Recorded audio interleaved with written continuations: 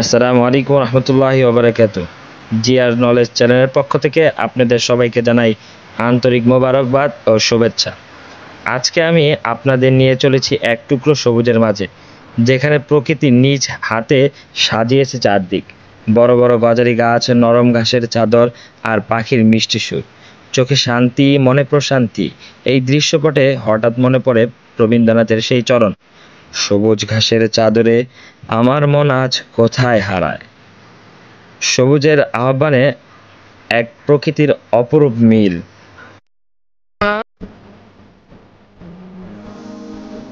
সবুজের ঘেরা এই নির্জন প্রকৃতির পথে হাঁটতে হাঁটতেই মনে হয় আমার মনের ভিতরেও যেন কোনো এক মুক্তির আকুতি বাজে, যেন মনটা উঠতে চায় এই নীল আকাশের পানে, যেথায় নয়ন মেলে না ধরা, যেথায় হৃদয় মানে।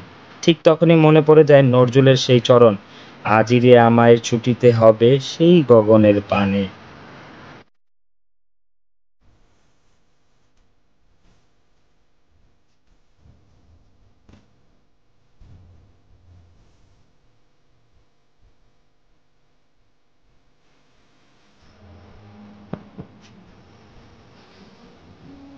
আজকের মতো আপনাদের মাঝখান থেকে এখন বিদায় নিচ্ছি। আসসালামু আলাইকুম রহমতুল্লাহ।